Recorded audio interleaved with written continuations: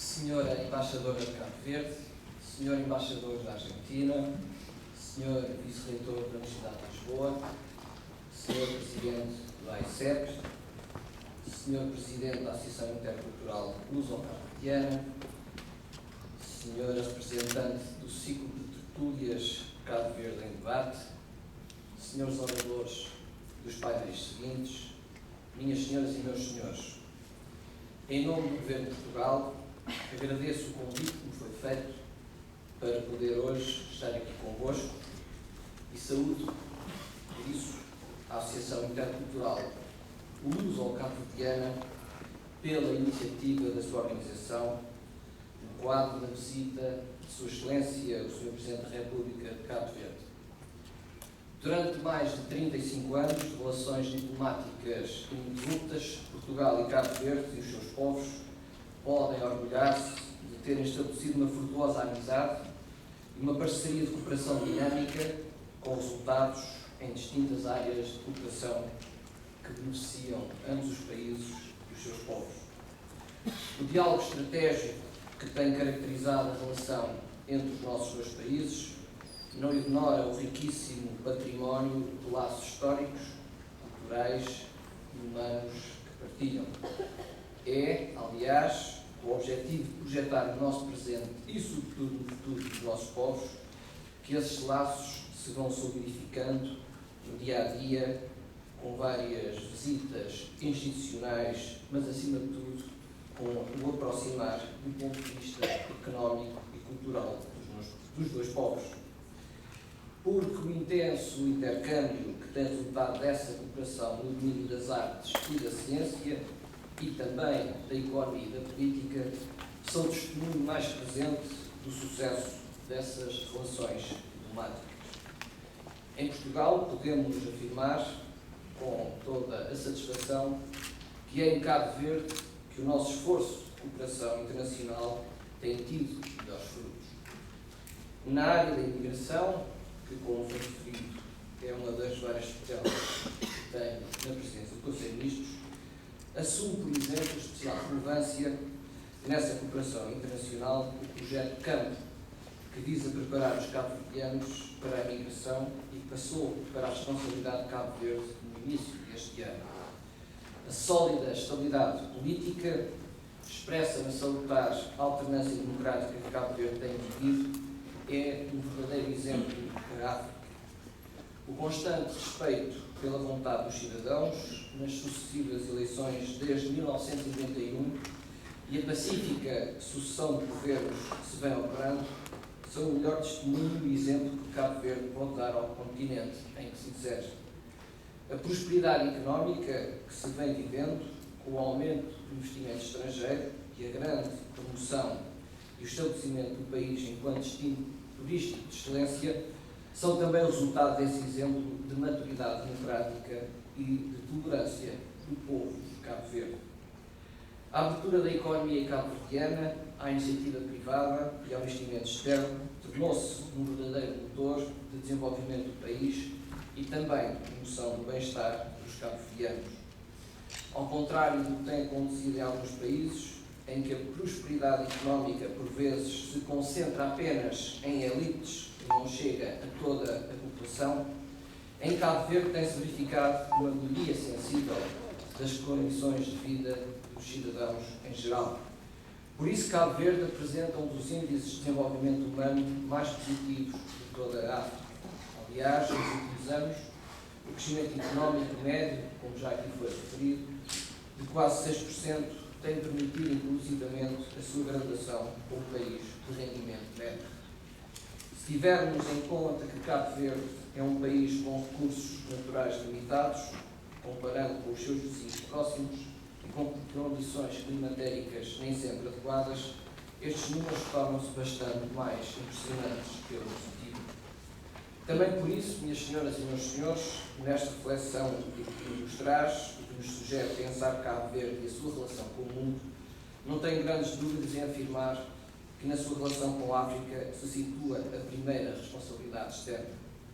Cabo Verde constitui um exemplo para todo o continente africano e deve afirmar-se como tal, sem qualquer tipo de complexo. deve demonstrar aos seus vizinhos que uma gestão rigorosa e transparente dos recursos, a aposta na preparação das novas gerações do país e a valorização do espaço e recursos nacionais constituem oportunidades de desenvolvimento sustentável que nunca se podem perder. E sendo este quase um dever que se impõe aos cabo-verdianos, trata-se, na verdade, de uma oportunidade de Cabo Verde continuar a crescer aos olhos do mundo.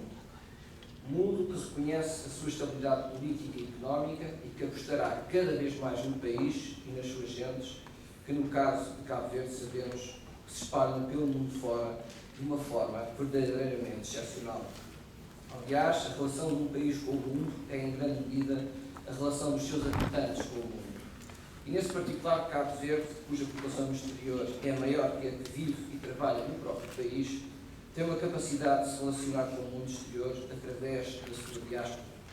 A presença de uma importante comunidade cabo-verdiana em Portugal e a sua intervenção social e também política é disso exemplo. Não existem dúvidas que os cabo-verdianos em Portugal estão entre os imigrantes mais ativos do nosso país. Trata-se de uma comunidade numerosa, bem preparada e bem integrada. Aliás, a organização desta excelente conferência, por uma associação recém-criada, é prova disso. E esta vontade e capacidade de intervenção são, sem dúvida, a melhor e mais efetiva forma de relacionamento que o Cabo Verde pode ter com o mundo, fazendo de cada cabo-verdiano no estrangeiro um verdadeiro embaixador do seu país e da sua cultura. Por outro lado, a aposta na integração e na formação dos jovens descendentes de cabo-verdianos dos países da diáspora é uma aposta que será seguramente ganha para Cabo Verde no futuro. A valorização das suas competências sociais e profissionais e a subsequente constituição de uma comunidade forte e interventiva trará seguramente vantagens para o país e para os seus cidadãos. A capacidade de integração dos cabo-verdianos, de que somos testemunhas em Portugal e de que eu, enquanto membro do governo, devo dar testemunho perante todos, é, em simultâneo, a capacidade de relacionamento com o mundo. E, nesse particular, quero, aliás, registrar a intervenção ativa dos representantes da comunidade cabo-verdiana no Conselho Consultivo para os Assuntos da Imigração e o diálogo e o trabalho que tenho mantido com todos eles nas suas mais diversas manifestações de vontade. E nessas manifestações de vontade, manifestadas em vários fóruns, tem ficado patente o profundo conhecimento dos problemas das suas comunidades e a seriedade com que nos fazem chegar as suas preocupações e a solidez das suas sugestões, sempre pela positiva em relação ao seu país e ao seu povo. E nesta especial capacidade de se relacionar com o mundo reside, sem dúvida, a grande vantagem comparativa dos cabo-verdianos e, naturalmente, do cabo-verdiano. O diálogo entre as comunidades cabo-verdianas que estão nos vários países da diáspora representa, por isso, também uma oportunidade importante de desenvolvimento que o país não deve descurar. E, minhas senhoras e meus senhores, amanhã celebramos o nosso Dia Nacional, dia em que comemoramos Portugal, também a nossa diáspora e a nossa identidade, mas, acima de tudo, a língua portuguesa, que partilhamos com Cabo Verde e com outros países e comunidades de língua portuguesa espalhadas pelo mundo fora. É, entre outras evocações, o Dia de Camões, um dos mais importantes da nossa língua comum, que muitas vezes lhe dá o nome. Permitam, por isso, algumas reflexões sobre a lusofonia, na medida em que, seguramente, esta língua de Camões tem um papel na relação de Cabo Verde com o mundo, e muito em particular com o grande mundo lusófono. É, aliás, na língua portuguesa que temos o nosso maior património coletivo e dá-nos um sentimento de pertença a uma comunidade maior, a um mundo que vai para além das nossas fronteiras. Sentimos em casa em Lisboa, na cidade da Praia, em Brasília ou em Dili, porque não nos unem apenas os vocábulos, mas também um genuíno sentido de pertença a algo que, sem ter fronteiras, também não tem limites. E num tempo em que mundos se unem circunstancialmente, sem que nada de objetivo apele a essa unidade, faz sentido, e varia de razão, que os que têm algo de objetivo e de comum, como é o caso dos países de língua portuguesa, possam cada vez mais encontrar espaços de entendimento e de cooperação, com os quais, certamente, sairemos todos a ganhar. Portugal e Cabo Verde partilham, aliás, uma idêntica determinação no fortalecimento da CPLP e uma certeza de que o seu valor estratégico não pode ser subestimado.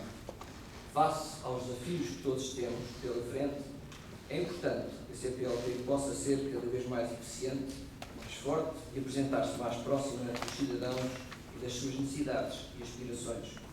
É fundamental nesse aspecto que o Instituto Internacional da Língua Portuguesa, que tem a sua sede precisamente na cidade da Praia, em Cabo Verde, possa ser habilitado com os meios de que necessita para desempenhar a sua missão, algo que, infelizmente, nos últimos anos não aconteceu. Porque as potencialidades da língua portuguesa têm sido frequentemente referidas, mas quase nunca aproveitadas. Os números mais recentes apontam para que tenhamos hoje mais de 250 milhões de habitantes dos países lusófonos a falar português pelo mundo fora, seja nos seus países de origem, seja na diáspora. Além disso, os números também nos dizem que o português está entre as línguas europeias com maior expansão, depois do inglês e para a par com o castelhano. A potencialidade económica e de desenvolvimento social que resulta destes números é real, mas têm de ser as empresas também a aproveitá-la inteira e genuinamente, procurando investir em países onde há uma maior facilidade de comunicação e, consequentemente, de implantação. Este processo pode ser gerador de oportunidades de emprego e ter um verdadeiro efeito multiplicador do ponto de vista económico. Por isso, o papel dos diferentes Estados-membros da CPLP terá de ser no sentido de facilitar esse investimento e de o potenciar. E Cabo Verde é, nesse aspecto, um excelente exemplo, porque o país tem sabido captar investimento estrangeiro e tem dessa forma conseguido o crescimento do PIB, que já referi, que se traduz em mais emprego e em melhores condições de vida para a sua população em geral. E nestes tempos difíceis para todos, Cabo Verde é um bom exemplo porque a crise, pela sua dimensão internacional, afeta todos e mesmo com contrariedades internacionais, as suas instituições têm estado à altura das suas responsabilidades. Sendo por isso fundamental que os empresários da lusofonia comecem a trabalhar cada vez mais em rede e a cooperar entre si para que possam realizar as potencialidades deste grande espaço e aproveitar os seus recursos e o seu know-how. O Congresso Mundial de Empresários das Comunidades Portuguesas de Lusofonia, que se realizou em março, é naturalmente um bom fórum para que esses contactos se possam estabelecer e para que a lusofonia ganhe a expressão prática que todos reconhecemos como potencial. Por tudo isto, para terminar, meus senhores e minhas senhoras, o Governo de Portugal atribui a maior importância aos laços que nos unem a Cabo Verde. A intensidade do nosso relacionamento bilateral e a importante presença de tantos milhares de cabo-verdianos no nosso país é prova disso.